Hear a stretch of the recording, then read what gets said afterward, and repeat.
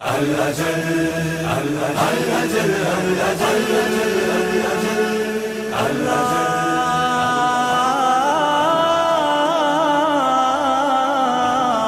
عجل وليك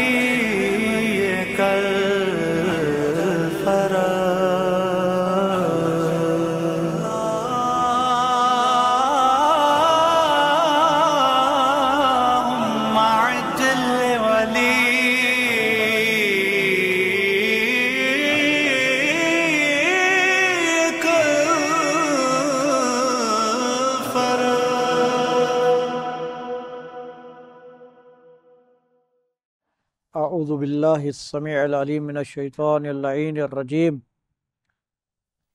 بسم اللہ الرحمن الرحیم الحمدللہ رب العالمین والصلاة والسلام علی اشرف الانبیاء والمرسلین سیدنا و مولانا ابی القاسم محمد وعلی آلہ الطیبین الطاہرین المعصومین المظلومین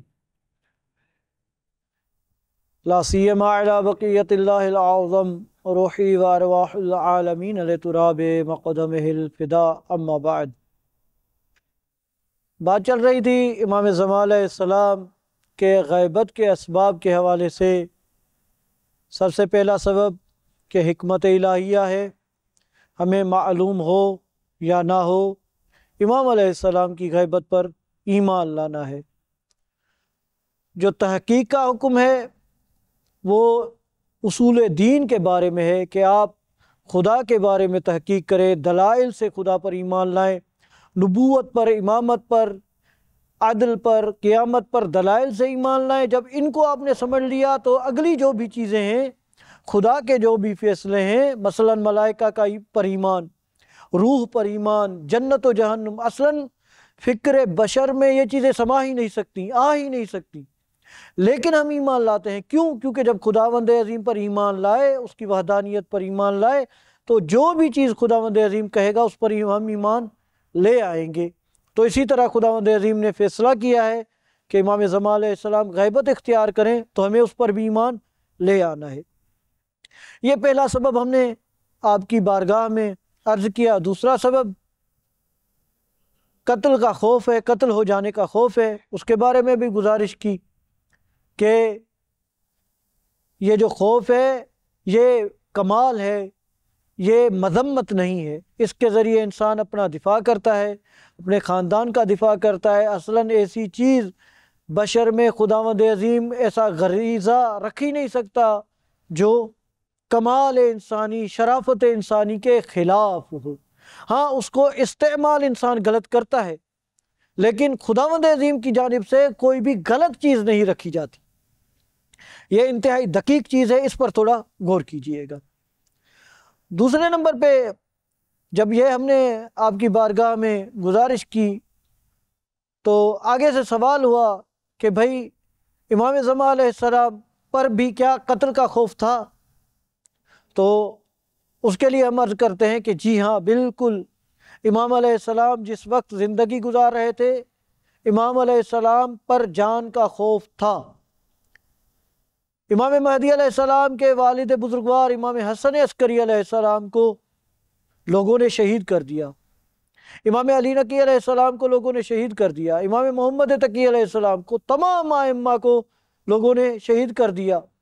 کیوں؟ کیونکہ وہ جو مجتمع تھا، وہ جو معاشرہ تھا، اس میں اتنی برداشت نہیں تھی کہ ائمہ کے وجود کو، ایک پاکیزہ وجود کو، طیب و طاہر وجود کو برداشت کر سکے۔ ان ظالموں میں اتنی طاقت نہیں تھی، لہٰذا انہوں ظالموں نے ائمہ کے وجود کو ختم کرنے کے در پہ ہو گئے۔ اسی وجہ سے معتمد عباسی نے 3 مختلف لوگوں کو امام مہدی علیہ السلام کے قتل کرنے کے لیے بھیجا آپ کے گھر میں، اور ان تینوں کو معلوم نہیں تھا کہ ان کو بھی یہی، ہر ایک کو، کسی کو بھی معلوم نہیں تھا کہ اسے کیا ٹاسک دیا گیا ہے۔ ٹاسک معلوم تھا لیکن یہ معلوم نہیں تھا کہ دوسرا فرد بھی اس کام کے لیے مقرر کر دیا گیا ہے۔ دوسری مرتبہ اس نے ایک پورا لشکر بھیجا ہے امام زمان علیہ السلام کو قتل کرنے کے لیے۔ تو یہ خوف تھا، حتیٰ کہ یہاں تک موجود ہے کہ ما منا الا مقتول او مسموم، کہ ہم میں سے کوئی بھی ایسا نہیں ہے جسے قتل نہ کیا گیا ہو یا زہر نہ دیا گیا ہو.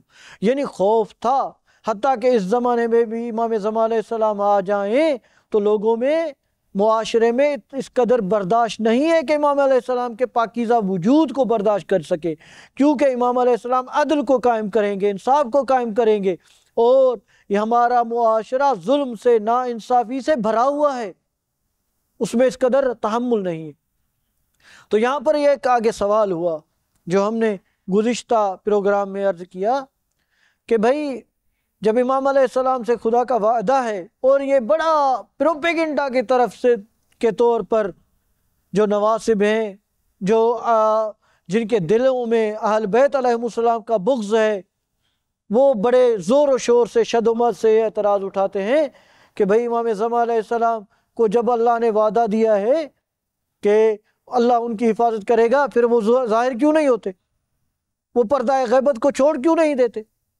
وہ آ جائیں، لوگوں کے درمیان موجود ہوں گے تو بھی اب خداوند عظیم حفاظت کرے گا. کیونکہ خداوند عظیم نے ان سے عدل کے قائم کرنے کا وعدہ کر رکھا ہے. تو ہم کہتے ہیں کہ یہ انتہائی بچگانہ اعتراض ہے، انتہائی بچگانہ بات ہے. وہ کس طرح؟ اس طرح کہ خداوند عظیم کے دو ارادے ہیں، ایک ارادہ حتمی اور ایک ارادہ مشروطہ. ارادہ حتمی کیا ہے؟ کہ بھائی ہر روز سورج نے طلوع ہونا ہے اور غروب ہونا ہے. کوئی شخص 1000 رکعت نماز پڑھے کہ کل سورج طلوع نہ کرے لیکن پھر بھی سورج طلوع کرے گا. زمین یہ گھومتی رہے گی، کسی کا بھی اس میں کسی کا بھی دخل نہیں ہے، دخالت نہیں ہے. ایک دانہ جب زمین میں جائے گا، اوپر سے اس کو پانی ملے گا تو وہ از خود پودے کی شکل میں زمین سے نکلے گا. کوئی چاہے یا نہ چاہے، یہ خداوند عظیم کا فیصلہ ہے، ارادہ ہے، اس میں کسی کی بھی کوئی بھی دخالت نہیں ہے. دوسرا ارادہ مشروطہ. ارادہ مشروطہ کیا ہے؟ کہ بھائی خداوند عظیم نے شرط قرار دی ہے کہ اگر تم اس طرح کرو گے تو یہ ہوگا. مثلا ایک بندہ کہتا ہے کہ خداوند عظیم نے وعدہ کر رکھا ہے کہ اس کو اولاد ہوگی، لیکن اگر وہ شادی نہ کرے تو ظاہر بات ہے کہ اولاد نہیں ہوگی. یعنی خداوند عظیم نے اولاد کو شرط قرار دیا ہے کہ پہلی اس کی زوجہ ہو، شادی ہو. اگر شادی نہیں ہوگی تو 1000 کوششیں کریں لیکن اسے اولاد نہیں ہوگی. یا اس سے بھی اگلی مثال آپ لیں، نبی کریم رؤوف رحیم صلی اللہ علیہ وآلہ وسلم، ان کو کیا پتہ نہیں تھا کہ مکے میں دوبارہ پلٹ کے آئیں گے اور خداوند عظیم ان کے ہاتھ سے فتح مکہ کریں گے؟ ان الذی فرض علیک القرآن لرادک الی معاد. خداوند عظیم کا وعدہ ہے کہ مکے کی طرف تمہیں دوبارہ پلٹائے گا. جب خداوند عظیم کا وعدہ ہے تو اس کے باوجود نبی کریم صلی اللہ علیہ وآلہ وسلم نے چھپ کے غار حرا کی جانب سے چھپ کے سفر کیوں کیا شب ہجرت؟ کیوں؟ اس وجہ سے کہ نبی کریم جانتے تھے کہ خداوند عظیم کا ارادہ ہے کہ مجھے واپس مکے میں لے کر آئے، لیکن یہ ارادہ مشروط ہے. مشروط اس بات کے ساتھ کہ میں چھپ کے ہجرت کروں گا اور ہجرت کروں گا، مکے میں نہیں رہوں گا اور یہ مقدمات فراہم کروں گا تو دوبارہ میرے ہاتھ سے فتح مکہ ہوگی. اسی طرح خداوند عظیم کا ارادہ ہے امام زمان علیہ السلام کے ذریعے عدل و انصاف قائم ہو، لیکن اس صورت میں جب غیبت اختیار کریں گے. رب العالمین ہمیں امام زمان علیہ السلام کی خدمت کرنے کی توفیق عطا فرمائے. اللہم صلی علی محمد و علی